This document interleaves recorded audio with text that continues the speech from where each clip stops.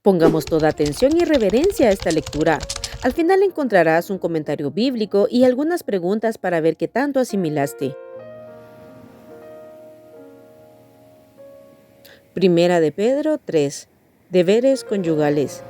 Asimismo vosotras, mujeres, estad sujetas a vuestros maridos, para que también los que no creen a la palabra sean ganados sin palabra por la conducta de sus esposas, considerando vuestra conducta casta y respetuosa. Vuestro atavío no sea el externo de peinados ostentosos, de adornos de oro o de vestidos lujosos, sino el interno, el del corazón, en el incorruptible ornato de un espíritu afable y apacible que es de grande estima delante de Dios. Porque así también se ataviaban en otro tiempo aquellas santas mujeres que esperaban en Dios, estando sujetas a sus maridos. Como Sara obedecía a Abraham, llamándole Señor, de la cual vosotras habéis venido a ser hijas si hacéis el bien sin temer ninguna amenaza. Vosotros maridos, igualmente, vivid con ellas sabiamente, dando honor a la mujer como a vaso más frágil y como a coherederas de la gracia de la vida, para que vuestras oraciones no tengan estorbo. Una buena conciencia. Finalmente, sed todos de un mismo sentir, compasivos, amándoos fraternalmente, misericordiosos, amigables, no devolviendo mal por mal, ni maldición por maldición, sino por el contrario, bendiciendo, sabiendo que fuisteis llamados para que heredaseis bendición. Porque el que quiere amar la vida y ver días buenos, refrene su lengua de mal y sus labios no hablen engaño. Apártese del mal y haga el bien, busque la paz y sígala. Porque los ojos del Señor están sobre los justos y sus oídos atentos a sus oraciones, pero el rostro del Señor está contra aquellos que hacen el mal. ¿Y quién es aquel que os podrá hacer daño si vosotros seguís el bien? Mas también, si alguna cosa padecéis por causa de la justicia, bienaventurados sois. Por tanto, no os amedrentéis por temor de ellos, ni os conturbéis, sino santificad a Dios el Señor en vuestros corazones y estad siempre preparados para presentar defensa con mansedumbre y reverencia ante todo el que os demande razón de la esperanza que hay en vosotros, teniendo buena conciencia, para que en lo que murmuran de vosotros como de malhechores sean avergonzados los que calumnian vuestra buena conducta en Cristo. Porque mejor es que padezcáis haciendo el bien si la voluntad de Dios así lo quiere, que haciendo el mal. Porque también Cristo padeció una sola vez por los pecados, el justo por los injustos, para llevarnos a Dios, siendo a la verdad muerto en la carne, pero vivificado en espíritu, en el cual también fue y predicó a los espíritus encarcelados, los que en otro tiempo desobedecieron, cuando una vez esperaba la paciencia de Dios en los días de Noé, mientras se preparaba el arca, en la cual pocas personas, es decir, 8, fueron salvadas por agua. El bautismo que corresponde a esto ahora nos salva, no quitando las inmundicias de la carne, sino como la aspiración de una buena conciencia hacia Dios por la resurrección de Jesucristo, quien habiendo subido al cielo está a la diestra de Dios, y a él están sujetos ángeles, autoridades y potestades.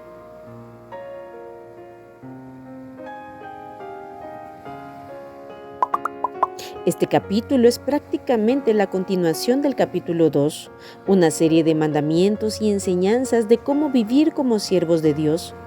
En resumen, se le da mandamiento a las mujeres, quienes deben respetar el orden instituido por Dios, siendo sujetas a sus esposos, de tal manera que si un esposo es incrédulo, pueda llegar a creer y ser salvo al ver la conducta de su esposa cristiana, quien tendrá una conducta casta, es decir, en pureza sexual y respetuosa.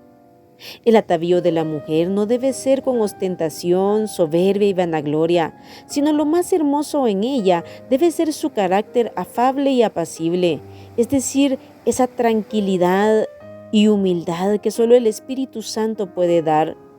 Ese es el adorno incorruptible y de gran estima para Dios. Los esposos deben vivir sabiamente, no humillando ni haciendo de menos o maltratando a su esposa, sino tratarla con delicadeza, como vaso más frágil y como coheredera de la gracia, y de esa manera sus oraciones no tendrán estorbo. Todos debemos, en este proceso de santificación, buscar que el nombre de Dios sea glorificado en nuestras vidas. Eso será cuando su presencia y los frutos del Espíritu Santo abunden en nosotros.